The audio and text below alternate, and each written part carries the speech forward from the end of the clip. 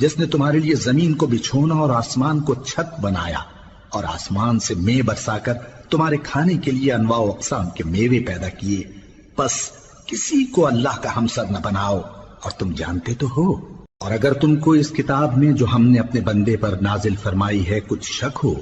تو اسی طرح کی ایک صورت تم بھی بنا لاؤ، اور اللہ کے سوا جو تمہارے مددگار ہوں ان کو بھی بلا لو اگر تم سچے ہو۔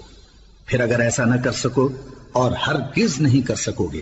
تو اس آگ سے ڈرو جس کا ایندھن آدمی اور پتھر ہوں گے اور جو کافروں کے لیے تیار کی گئی ہے۔ اور جو لوگ ایمان لائے اور نیک عمل کرتے رہے ان کو خوشخبری سنا دو کہ ان کے لیے نعمت کے باغ ہیں جن کے نیچے نہریں بہہ رہی ہیں، جب انہیں ان میں سے کسی قسم کا میوہ کھانے کو دیا جائے گا تو کہیں گے یہ تو وہی ہے جو ہم کو پہلے دیا گیا تھا، اور ان کو ایک دوسرے کے ہم شکل میوے دیے جائیں گے، اور وہاں ان کے لیے پاک بیویاں ہوں گی